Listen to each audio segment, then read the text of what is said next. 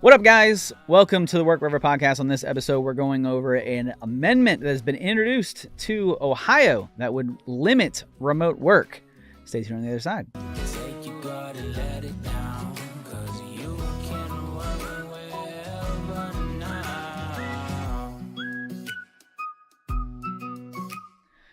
All right, welcome to the Work Wherever podcast. This is the podcast where we talk about remote work, AI, automation, the ability to work wherever, so you can live every day like it is Saturday. Thanks for hanging out, guys. Thanks for all of you guys who have been listening. We've been climbing up the charts, and I appreciate that. We do 4 different versions of the show here.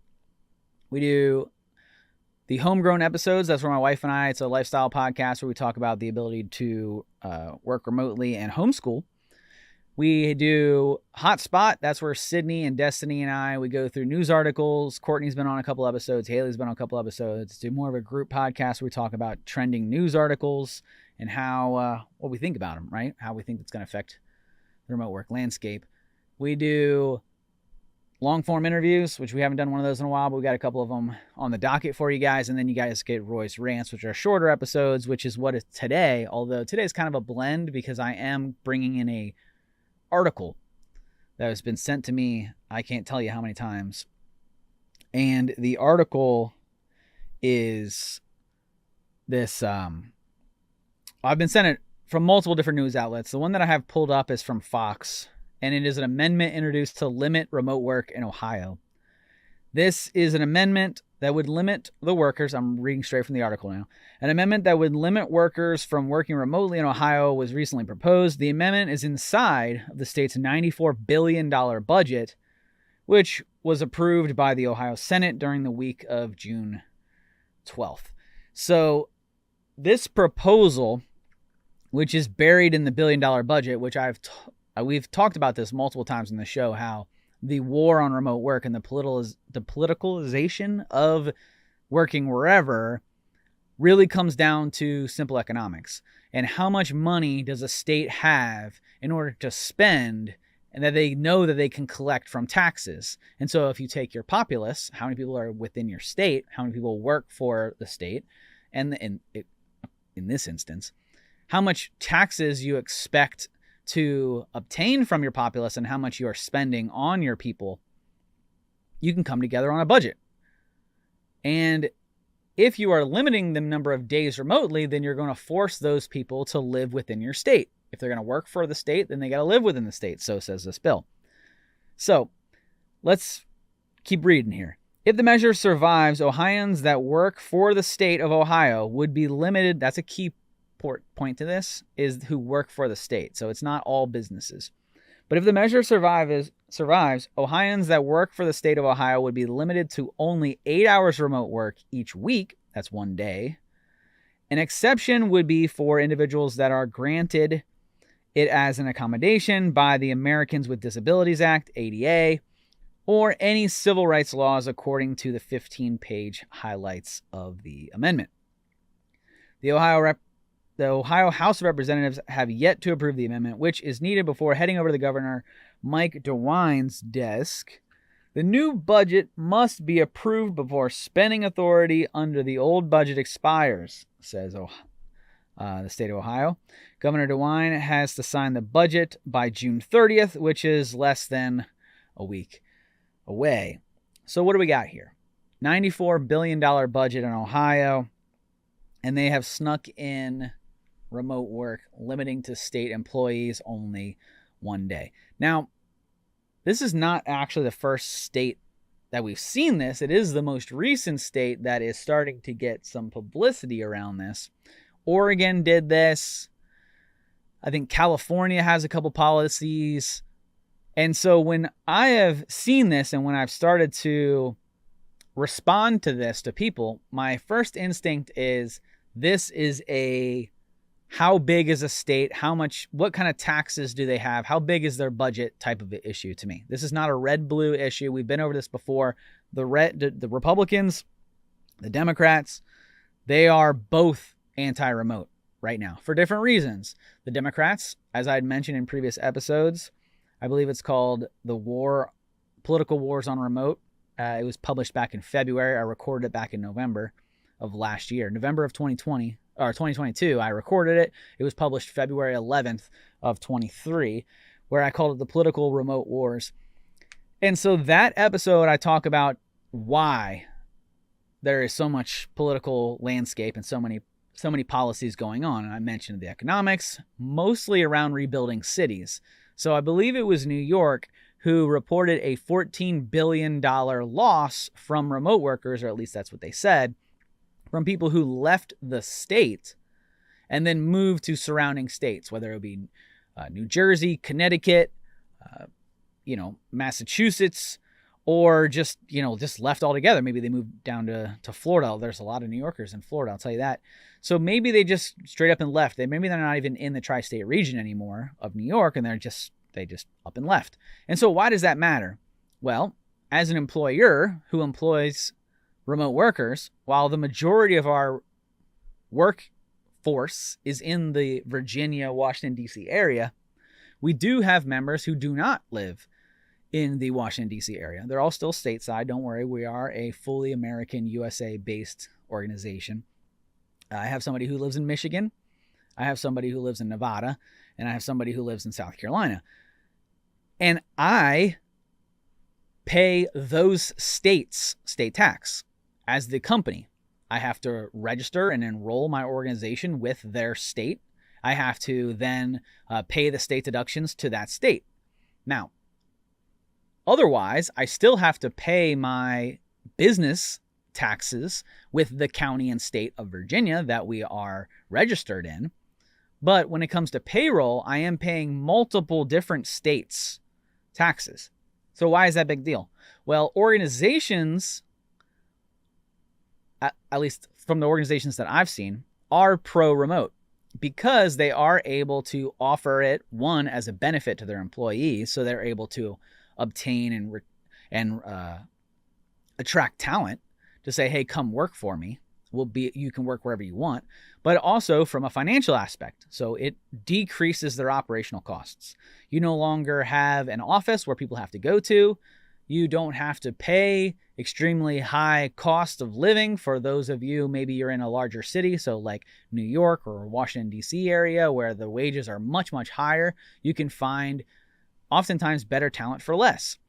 And you can do so by attracting talent from areas where maybe the median or higher earnings are a lot less than where your business is founded. So you're cutting cost on the operational expenses, and you're cutting cost on payroll and human expenses. So for an organization, it's all good. And oh, by the way, your people are more productive, so you're getting more done and more out the door. And I overall, financials aside, I think it's the best business model because I think your employees are happier. That's the way we run it. It's been great. We've done both. We were an in-the-office organization. We went hybrid there for a little while, and then we just pulled the plug and went full remote. And we've increased our business by a lot by going full remote. So it has been a huge benefit to us. That's the commercial side of it. Now, why do you care about the state of Ohio and if they're going to bring all their people back? Well, let me give you just a couple scenarios here. Let's say Ohio pushes this through and they say you only get 1 day a week. That's going to force people who work for the state, of course, to come back to the state and to work their hybrid scenario where they get once a week. That's good for the economy of Ohio. They get to keep their state money. The taxpayer money stays in the state.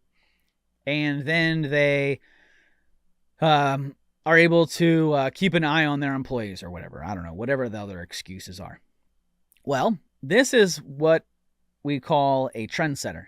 So Ohio did it. Okay, and then we're going to start to see other states start to do it.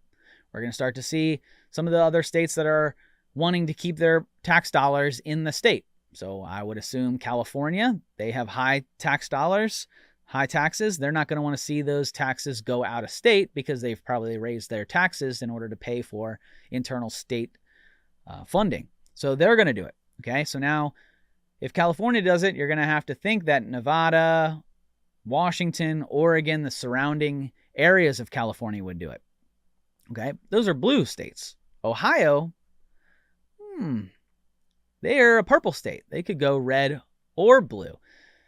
So that's why I don't think this is a red or blue issue. I think it is a state funding issue. So if we get into state funding, we're talking about the bigger states. So that means that potentially Texas, New York, Florida, some of these higher spend, right? They need their tax money in order to do business. Now, Texas or Florida rather, I brought up Florida and Arizona to a friend, and he said, well, they don't have state income tax.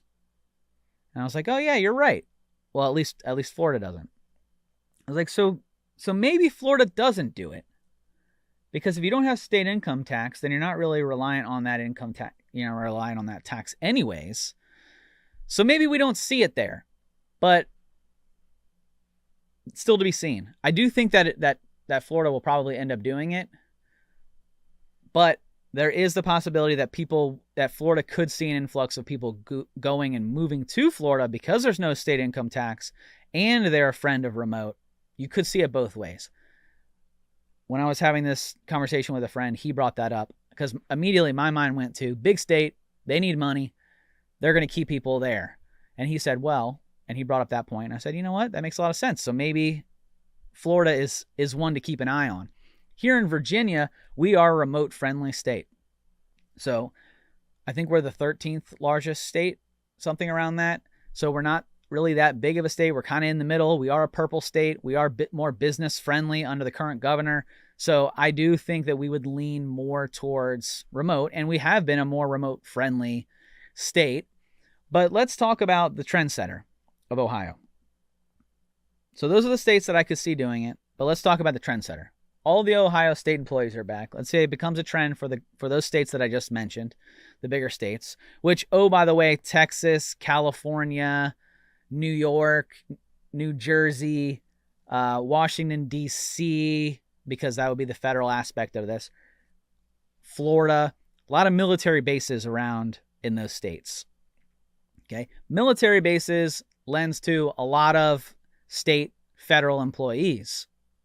So if the state and federal employees are coming back and they're forced to be in the office once a week, what do you think that their mindset on contractors who work on their contracts is going to be?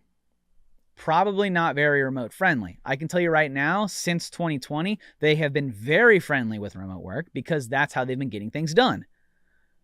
During the COVID era, they made it so a lot of the RFPs, RFQs, those are requests for proposals and requests for quotes that went out, did include full remote for contractors. So a contracting organization, whether they lived in the DC or the San Antonio or the Gold Coast or wherever they lived, it didn't matter. If they were supporting a contract, they could do it remotely. It didn't matter where they lived. Now, if all of the federal employees have to start going back, which is starting to become the case, by the way, more and more federal agencies are starting to encourage their employees to come back, and this is one of the first budgetary ones that we've seen, amendments to be seen in Ohio, so that is written as law. Now, mind you, only for a year because they do these budgets every year.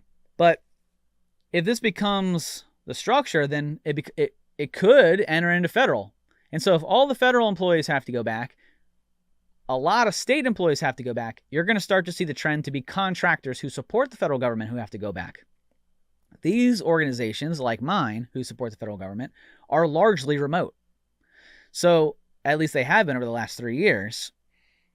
So now you're saying, okay, the talent pool shrinks. So now I have to charge more to get localized talent because I'm no longer going to be able to use people who are remote. So I have to replace some of these people. Now, a lot of these contracts were 3 and 5 year contracts awarded over the COVID area. So we're talking about 24, 25, 26 years, that is, 2024, 2025, 2026, where I'm going to have to start looking at recompetes in order where the next time where they write these contract releases where they are not allowed remote, or maybe it's a hybrid structure. So I have to change my organization now to target localized talent, which means my prices go up, which means my taxes change, which means my telework policies change for all of my employees, which means I become a more centralized organization. And now that favors who? It doesn't favor the small businesses like mine. It favors the big guys, because the big guys who have multiple locations, Like off the top of my head, I think Booz Allen, Deloitte, some of these organizations who are all over the place, they already have these localized offices in, Pax River here in Maryland, in Washington, D.C., and San Antonio, and Gold Coast, and all of the areas where these Navy bases are. So now it supports them because they already have the infrastructure in place to have members that are local to these bases and local to these federal locations. So now you're cutting out more of the small business to provide business for the larger businesses, which, maybe that's a play. Maybe there's a couple shaking hands that are going on here to say, hey, if we force people back to the government, these government officials will stop releasing remote work opportunities. And then from these remote work opportunities, this sounds silly, but stay with me here. When you release an RFI, RFP, RFQ, they release a lot of RFIs to see if a small business would even be able to service or support a contract. And if you make a contract non-remote, saying there is no remote possibility on this, that limits a lot of small businesses, cuts them out immediately out of the equation. So then when you release an RFI and you say, hey, can any small businesses do that? Because they do have their small business set-asides. And the small businesses say, well, yeah, I could do it if you made it remote. And they say, nope. We have federal and state policies that say, no, you can't do that. So it looks like we can choose whoever we want in this instance, and we're going to go with the big guys. Sorry, small businesses. Better luck on another one. Better luck next time. So it definitely favors large businesses here. It definitely favors the state budgets here. So this is all about money. So I could see some of the larger lobbyist firms, commercial, also lobbying for these, hey, a hybrid remote, limit the remote work, because that means more dollars in their pocket. They don't have to share with the small businesses of the federal government contracting agencies, which if you remember what was it called that Biden did? It was the infrastructure bill. A lot of money. Let me look up exactly how much the infrastructure bill was, because the infrastructure bill was a ton of money. So that was, it was released by Biden. It was his big push, and it was a bipartisan bill. So let's see, how much did it cost? It was the bill invests $17 billion in part infrastructure, $25 billion into airports. So huge dollars. Now, where do you think that money goes when you're talking about these billions of dollars? Biden signs the $1 trillion bipartisan infrastructure bill. So $1 trillion. Where do you think that money is going? If you're buying infrastructure on roads, you're buying IT services, you're buying fiber optics, you're buying bridges, you're buying public transportation, this money does not go necessarily into the government. Sure, there's probably going to be a few different, you're hiring a couple federal workers, state employees and stuff like that to process some of this stuff for tracking.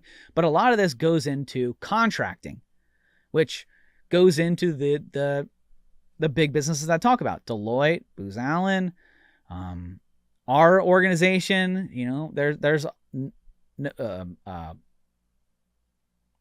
Boeing, a lot of these companies, DXC, HPE, EMC, Dell, Microsoft, AWS, there are tons of organizations that are bigger businesses that are going to see that $1 trillion and share it out. So they obviously want that to happen. Their lobbyists are going to be pushing for these things because that means that they're going to get a bigger chunk of that $1 trillion. Now, that was just the infrastructure bill. We haven't even started having a conversation about the next couple bills to be introduced post this remote work introduction. So let's say remote work is gone to only 1 day a week. The next bill that comes out is another $1 trillion IT security or whatever the next bill is, budget passed down by the federal or state governments.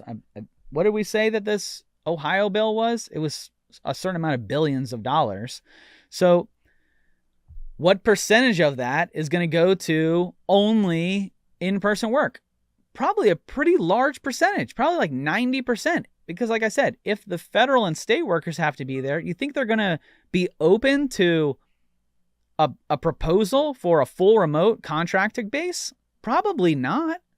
I mean, maybe it might happen, but I would assume that they would be biased and leaning that they want their contractors to be on site too if they have to be on site. Which again, heavily favors the larger businesses, not the small businesses. So for two reasons, you got the two sides of here. Commercially would support if they're doing business with the federal government, which a lot of lobbyists are. That's why they are lobbyists, is because they are wanting a piece of that pie, or it directly affects their industry in some form or fashion, and they want to make sure that they get their money returned, or that it's working in their best interest. So that's why commercially they would want it, because they think that they're going to get a bigger piece of the next $1 trillion bill that comes down the pike. Federally, they want it is because they want the income tax. They want those taxes that they're spending on their employees, that is state-funded taxes, in order to keep that tax dollar money in the state so they can recycle it as part of the local economy. So you have it on both sides. And I've said this for, 8 months now, that this is not a Republican versus Democrat thing. This is all follow the dollars. If you can follow the dollars here, you're going to find exactly who wants remote work and who doesn't. And I will tell you right now, the smaller states are going to be the ones who don't care. They want people to flock because they want the money pushed into the local economy. These are going to be the beach towns, the warmer climates. That's why I'm still iffy on what Florida does, because a lot of people want to retire and go to Florida. And what if I could bump that retirement up a little earlier by doing remote work? I'd just move to Florida maybe 10, 15 years earlier so you get some of that income. Also, it probably would mean you'd see an increase in money for the tourism at different times of the year because of remote work. We talked about bleisure on this show. So New York, I'm still, Florida rather, I'm still a little iffy on what it is I think that they're going to do. New York is 1,000% sending people back. They're already releasing stuff that they took a $14 billion loss in blaming remote. So I have no question in saying that New York is going to be sending people back. Same with California. They are hurting big time. In fact, that's why I think that you're seeing so many of these tech layoffs, is because Silicon Valley, which is in California, that's where a lot of technology happens. And so if California is putting pressure on these technology firms to say, hey, keep your money, we want to keep the money in the state, and we're only going to do business with people who are keeping their employees in the state, then we could see increased layoffs. I'm not saying that's why these layoffs are happening, because I think that artificial intelligence, emerging technologies, a shift and a pivot in the way that organizations are being run, both technological and internally, also plays a major role in this, and the way that we've seen shifts from the hardware market to the software market. So it's not just one thing, but it is people related and money related. And that's going to be the trend. How many people you got in the state? Which I've made mention that before, as I thought that I still think that there is going to be business incentives to organizations, much like we see HubZone organizations. So HubZone, for those of you who are new to the show, HubZone is a set aside by the state and federal governments where they can award you a contract if your business is 50% or greater done in a hub zone. A hub zone is a economically disadvantaged area. So if you have a manufacturing company and your plant is in an area that is more economically challenged, then you get set-asides by the state or federal government for that award of that contract, thinking that money is going to go back into that localized economy. Make sense? Okay, so now I would assume we're going to see the same thing with people who have non-remote employees. So if you are an organization and you are, whatever you want to call it, hybrid zoned or whatever, where 50% of your workforce works in the area of where that money is to be spent, instead of spending $1 trillion on infrastructure that then goes to different sides of the United States and not specific to where that bridge was being built or whatever it is. If you have state money and you're funding a bill or you're funding a road, and that money is then going to a business outside of that state, that's not necessarily good for the localized economy, which I think is what's happening with this Ohio bill. So I would assume that Ohio would then introduce something with their contractors to say, we're going to give bonuses, or we're going to give set-asides, or we're going to give whatever certifications for businesses who are Ohio businesses that have 50% of their workforce in Ohio, and you guys are going to give special treatment for getting awarded certain contracts. Again, that's a thought. I've had that thought now for about 8 to 10 months, saying that this is the next wave. And that only gets introduced through measures like this coming out of Ohio to say, hey, Ohio, we're going to send all the federal and state workers back. If you work for the state of Ohio, you got to come back. You get 1 day a week remote. And that's going to leave a sour taste of remote in their mouths. And so they are going to be more inclined to give their contractual work to businesses who are doing work in Ohio. That's the play. I'm sticking to it. I'm doubling down on this. So guys, something extremely important to watch over the next, we are near the end of June. So we're talking about within the week. So keep an eye on it. What do you think? Are you in favor of this? Are you against this? Are you with me on this trends? Let me know in the comments below. Please like and subscribe. Thanks for supporting the show on all of the major platforms, iTunes, Spotify, wherever your podcasts are found. We're also on YouTube now where you can watch me. Hi, guys. And then if you're on YouTube, hit us in the comments below. Let me know what you think. If you want to see specific articles and trends, send them our way. Leave them in the comments, and we'll do a show on them. That's what we've been doing. We've been getting a lot of DMs on Instagram, so thanks to all our new Instagram followers out there. Thanks to all the downloads.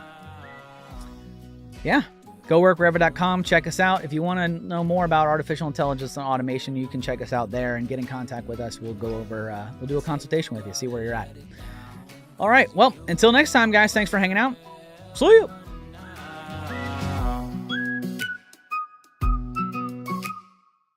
Hey there. Don't forget to hit that subscribe button and turn on notifications for all the latest videos from Capital Presence.